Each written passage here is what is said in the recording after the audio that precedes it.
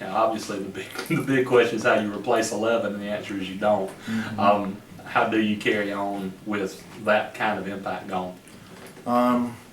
Well, we got a couple seniors back, Dylan Grogan, Deshaun Wright. That Dylan started every game last year, and Deshaun came on really down the stretch for us, hit some big shots in the playoffs, and he took 4 charges in a region tiebreaker game and really got a lot done for us down the stretch and really progressed where I'd hoped he'd been a little bit earlier last year, but he made those strides, and I feel like coming into this season he's ready to be. Those 2 guys are going to be really our main focus and go-to guys. This is kind of the 3rd straight year with a point guard. You're handing the keys to somebody new. How important is it to have him really step up and embrace that role early? And we tried Dylan at the point a little bit this summer, and Deshaun just had a little better feel for it. Deshaun got some decent little minutes at the point last year. 1+ for him is that he's been in our system. He's been playing since he's a freshman, so he's JV point guard. He was a point guard down there his freshman year when they won the region. So he's got it in him, and he's got a quiet confidence about himself, and just if we can get some consistent shooting and scoring out of him, it'll be really good, because I think he's getting us into our stuff right now. Of course, we'll see more tomorrow, but there's a lot of young pieces around him, and he's not afraid to pull one aside. He's not really one of those leaders that's going to just bark at you. He'll pull you aside and let you know what you need to do, and then he's more of the strong, silent type. You lost some size too. What's going to be the answer inside? Well, we got a sophomore, Nate Lamb, who's 6'5". This summer he's about 6'3", grew a couple inches from the time we were working in the summer. Big left-handed kid that can shoot, he can score around the basket, and like a lot of the sophomores we're going to have, he's kind of feeling his way around and learning how to play and what we're doing. And I look for him to step up. And the big question mark for us right now with Keon's injury, do we have another kid to step in? We've got Colin Day, who was a wing last year that played behind Dion, so he didn't get a whole lot of minutes last year, but we're sliding him to play some 4, and we're doing a little more 4-out type stuff and getting him on the perimeter where he can make some plays.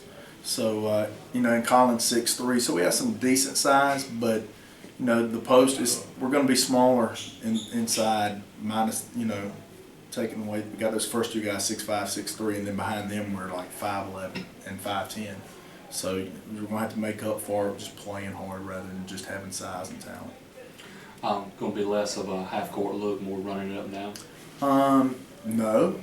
We're going to probably try to be a little more deliberate. We're going to take our chances. If we get a chance to run, we'll run. We're going to try to be a little more deliberate and find ways to score around the basket. And it's going to be one of those things where we may have to win games in the 40s and 50s like we did a few years ago. When Dion and Darius Proctor and those guys were young, we had to find a way to slug it out with people. So we may be a little more back to that style than running up and down.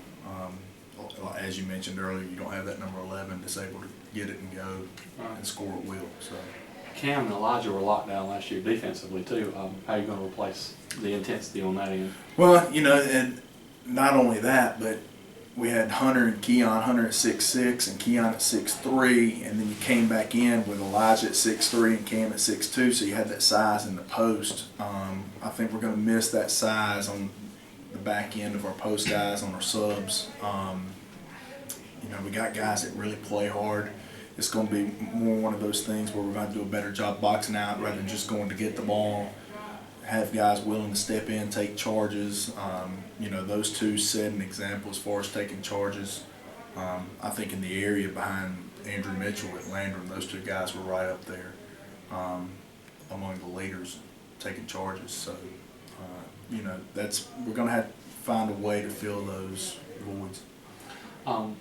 Pretty good, pretty deep region last year. How do you see that shaking out this year? Well, Blacksburg's got probably 5 as good as anybody in the state. I don't think they're quite as deep as they have been, but they got 5 that can go, and I'm sure he'll have a couple guys fill in, and usually Blacksburg only plays about 7 anyway. So his first 5 very talented. Landrum is going to be very, very talented. They got 5 guys on the floor that can shoot the ball and score from anywhere. So those two, I expect those two to be up toward the top of the conference. Carolina's got everybody back with some athletic guys, and you're going to get, when you go over their place, they're going to try to physically intimidate you and run up and down the floor, and it's going to be one of your good old-fashioned Carolina teams, especially having a lot of seniors back like they will. I think Pendleton's going to be good. They got some young guards, but they also have the Brooks kid returning on the perimeter, and Samaj Anderson, who's also a kid that I think Brooks and Samaj Anderson both were preseason all-region. So they're going to be talented at the guard spot. Powdersville will be down a little bit from where they were. I think they'll be battling in there for that 4th, 5th place. Woodruff's going to be really good. I think some people are sleeping on Woodruff. They put one on us pretty good this summer. And he's loaded with some seniors. A lot of those football guys are athletic. They get after it. And they got the Brown kid inside. So it's going to be a talented region and deep. And it's going to be a tough year to be rebuilding in the region. But I think if we go out there and we play and we're focused on what we got to do each night, we could have a chance to be in the mix toward the middle of the pack right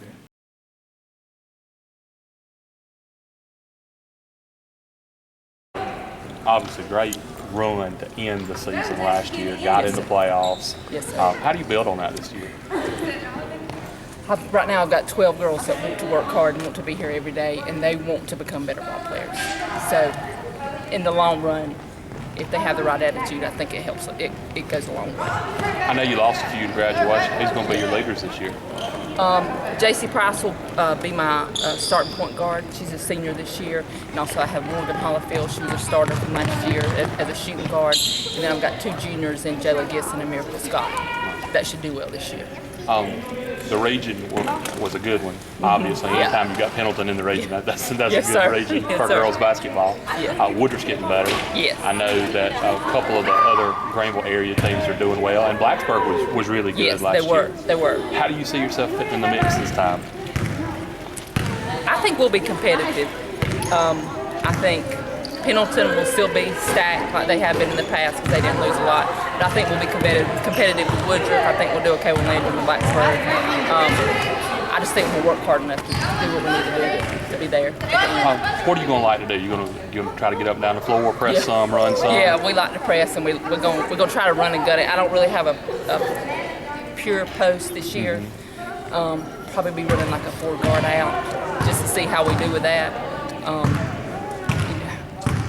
miss Courtney definitely being in the post, but we'll just try to make up for that by running and gunning and being quick. I'm trying to get them in shape so they'll be quicker. How much does that playoff experience help them and let them know, hey, this is a step we can take, we can do this? Right. I think it gives them confidence. It just gives them confidence to know that if we work hard enough and if they listen and do what they're supposed to do, that we can be successful.